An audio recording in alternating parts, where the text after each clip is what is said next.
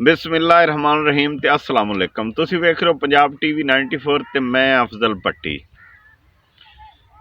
Nadreen, मैनू फरमाइश हुई कि मैडम नूर जहां ते व्लॉग कर। मैं कहा मैडम मलका तरन्नम नूर जहां, तरन्नम दी मलका, सुरां दी मलका। मैडम तो बाद कहानी खत्म हो गई तरन्नम दी, गुलूकारी दी। वैसे तो साडे मुल्क च माशाअल्लाह बड़े बड़े गुलूकार हो गुजरे ने। मेहंदी हसन बड़ा वड्डा नां, गुलाम अली खान, वड्डे गुलाम अली खान, बड़े बड़े गुलूकार, आलम लोहार, फिर अनैत हुसैन भट्टी, फिर मसूद राणा, बड़े बड़े गुलूकार हो गुजरे ने। लेकिन मैडम दा अगर जिक्र करिए तो मैडम जिहा गुलूकार तो बर्रे सगीर पाको हिंद इन्हां दो मुल्कां च कोई नहीं, ना इंडिया च ना पाकिस्तान च। लता मंगेशकर ने भी कहा कि जदों मैडम कहती है, जदों हौली जही लैना है मेरा नां, मैं थां मर जानी हाँ, हाय हाय। आखि ये मेरे को हाय हाय नहीं करना आया। मैं आखि बड़ी कोशिश की है कि जिवें मैडम कर दी ना हाय हाय, ये मेरे को हाय हाय नहीं करना आया। मैनू वो बहुत वड्डी गुलूकारा सी। फिर मैडम हुणां ने बेतहाशा गाने गाए, बेतहाशा, उर्दू च, पंजाबी च, गज़लां, हो सकदा कोई होर बोलियां दे विच भी गाए होण गाने। मैडम हुणां ने शुरू च फिल्मां विच भी काम कीता, हीरोइन भी रहीआं फिल्मां दे विच। ते अगले दिन एक बंदा कहंदा कि मैडम होरां दी जगह ना अपना नसीबो लाल ने फिर कवर की। मैडम दे जाण तो बाद ना नसीबो लाल ने वो जगह कवर की है। मैलोडी क्वीन इन्हां नूं कहा जांदा है कि इन्हां ने बहुत अच्छे गाने। मैं कहा बहुत अच्छे गाने गाए, अज खोल दे अंग अंग मेरा वे, कुंडी ना खड़का सोनिया सीधा अंदर आ।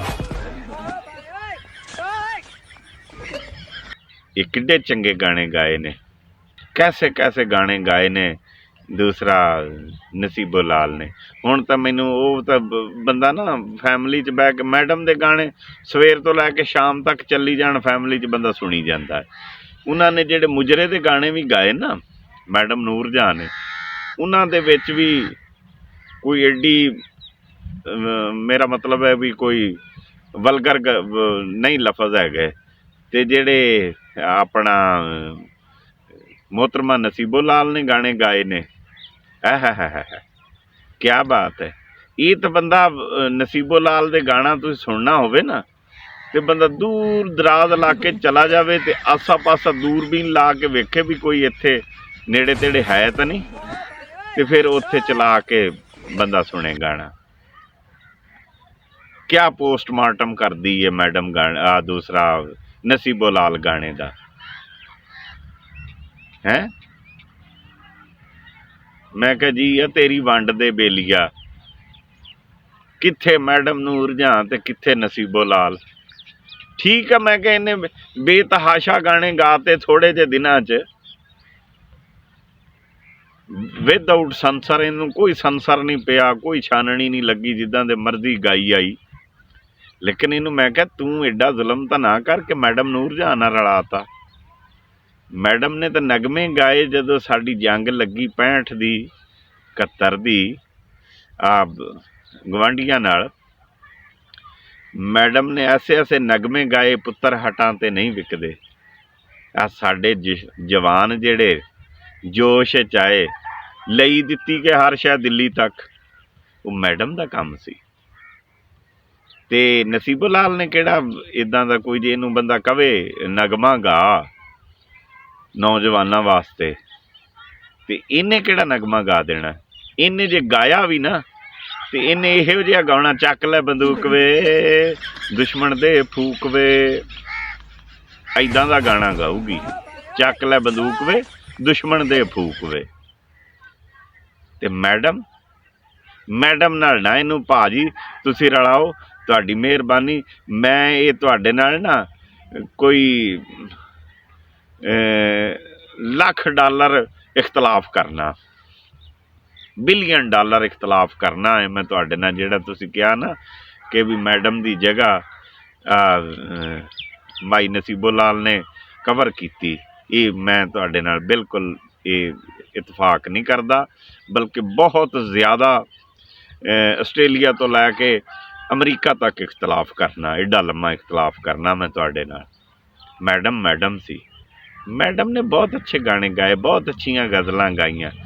ਮੈਡਮ ਹੋਣੀ ਜਦੋਂ ਹੁੰਦੀਆਂ ਸਨ ਨਾ, ਉਦੋਂ ਹਾਜੀ ਸੁਲਤਾਨ ਰਾਏ ਵੀ ਹੁੰਦੇ ਸੀ, ਅੰਜਮਨ ਸਾਹਿਬਾ ਵੀ ਹੁੰਦੀਆਂ ਸਨ। ਮੈਡਮ ਦੀ ਆਵਾਜ਼ ਹੁੰਦੀ ਸੀ, ਅੰਜਮਨ ਹੀਰੋਇਨ ਹੁੰਦੀ ਸੀ ਤੇ ਹਾਜੀ ਸਾਹਿਬ ਹੀਰੋ ਹੁੰਦੇ ਸਨ, ਤੇ ਫਿਲਮ ਵੱਟ ਤੇ ਪਈ ਹਿੱਟ ਹੁੰਦੀ ਸੀ। ਜਿੱਦਾਂ ਦਾ ਸਾਡਾ ਕਲਚਰ ਸੀ ਨਾ, ਉਦੋਂ ਦੇ ਆਵਾਮ ਲੱਗੀ ਹੋਈ ਸੀ, ਹਾਜੀ ਸਾਹਿਬ ਨਹੀਂ ਹੈਗੇ ਨਾ ਫਿਲਮ ਵਿੱਚ ਤੇ ਵੇਖਣੀ ਨਹੀਂ, ਭਾਵੇਂ ਜਿੱਡੀ ਵੀ ਚੰਗੀ ਹੈ। ਮੁਹੰਮਦ ਅਲੀ ਹੋ ਜਾਵੇ, ਸੁਧੀਰ ਹੋ ਜਾਵੇ, ਅਕਮਲ ਹੋ ਜਾਵੇ, ਜਿਹੜੇ ਵੀ ਐਕਟਰ ਹੋ ਜਾਣ ਨਾ, ਜਦੋਂ ਸੁਲਤਾਨ ਰਾਏ ਦਾ ਦੌਰ ਸੀ, ਤੇ ਜੇ ਹਾਜੀ ਸਾਹਿਬ ਵਿੱਚ ਨਹੀਂ ਨਾ ਹੈ ਤੇ ਸ਼ਰੀਫ ਫਰਮਾ ਤੇ ਮੁਸਤਫਾ ਕੁਰੈਸ਼ੀ, ਫਿਲਮ ਨਹੀਂ ਵੇਖਣੀ। ਹਾਲਾਂਕਿ ਬਹੁਤ ਅੱਛੇ ਅੱਛੇ ਅਦਾਕਾਰ ਸੀ ਉਦੋਂ, ਯੂਸਫ ਖਾਨ ਸੀ, ਮੁਸਤਫਾ ਕੁਰੈਸ਼ੀ ਸੀ, ਮੁਹੰਮਦ ਅਲੀ ਸੀ, ਫਿਰ ਆਪਣਾ ਹੋਰ ਬੜੇ ਅਦਾਕਾਰ ਸੀ, ਗੁਲਾਮ ਮਹੀਉਦੀਨ ਉਦੋਂ ਨਵਾਂ ਨਵਾਂ ਆਇਆ ਸੀ। ਲੇਕਿਨ ਨਹੀਂ, ਹਾਜੀ ਸਾਹਿਬ ਨਹੀਂ ਤੇ ਫਿਲਮ ਨਹੀਂ। ਤੇ ਮੈਡਮ ਦੀ ਆਵਾਜ਼ ਹੁੰਦੀ ਸੀ, ਅੰਜਮਨ ਹੀਰੋ ਹੁੰਦੀ ਸੀ, ਹੀਰੋਇਨ ਹੁੰਦੀ ਸੀ। ਹੀਰੋਇਨ ਤਾਂ ਖੈਰ ਹੋਰ ਵੀ ਚੱਲ ਜਾਂਦੀਆਂ ਸਨ, ਗੋਰੀ ਵੀ ਚੱਲ ਜਾਂਦੀ ਸੀ, ਨਾਦਰਾ ਵੀ ਚੱਲ ਜਾਂਦੀ ਸੀ, ਸੈਮਾ ਵੀ ਚੱਲ ਜਾਂਦੀ ਸੀ, ਲੇਕਿਨ ਹਾਜੀ ਸਾਹਿਬ ਦਾ ਹੋਣਾ ਬਹੁਤ ਜ਼ਰੂਰੀ ਸੀ। ਕੌਮ ਹਾਜੀ ਸਾਹਿਬ ਤੋਂ ਬਗੈਰ ਕਿਸੇ ਨੂੰ ਐਕਸੈਪਟ ਹੀ ਨਹੀਂ ਸੀ ਕਰਦੀ।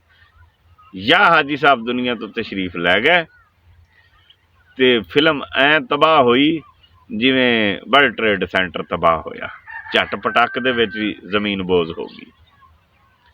ਤੇ ਬਾਕੀ ਜਿਹੜਾ ਤੁਸੀਂ ਆਖੋ ਨਾ ਕਿ ਮੈਡਮ ਨੂਰਜਹਾਂ ਦੀ ਥਾਂ ਨਸੀਬੋ ਲਾਲ ਨੇ ਕਵਰ ਕੀਤੀ, ਤੇ ਬਹੁਤ ਇਹ ਜ਼ਿਆਦਤੀ ਆ।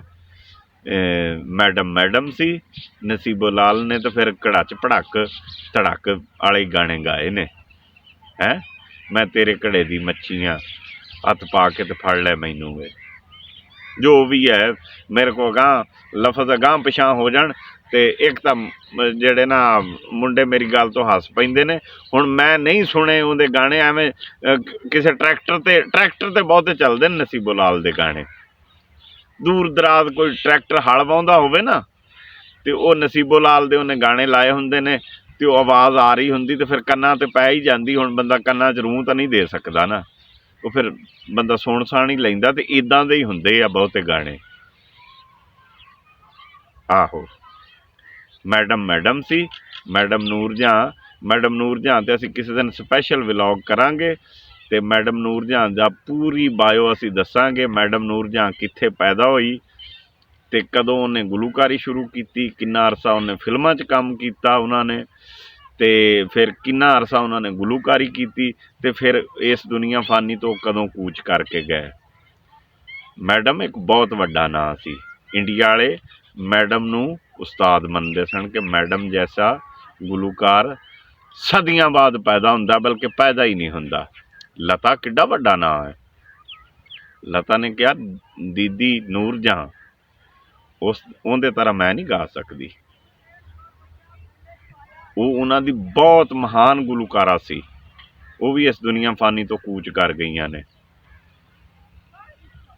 ਇੰਡੀਆ ਵਾਲਿਆਂ ਨੇ ਬਹੁਤ ਵੱਡੇ ਵੱਡੇ ਗੁਲੂਕਾਰ ਪੈਦਾ ਕੀਤੇ ਨੇ, ਲੇਕਿਨ ਉਹਨਾਂ ਵੱਡੇ ਗੁਲੂਕਾਰਾਂ ਨੇ ਮੈਡਮ ਨੂਰਜਹਾਂ ਨੂੰ ਉਸਤਾਦ ਮੰਨਿਆ ਕਿ ਮੈਡਮ ਨੂਰਜਹਾਂ ਬਹੁਤ ਵੱਡੀ ਗੁਲੂਕਾਰਾ ਸੀ।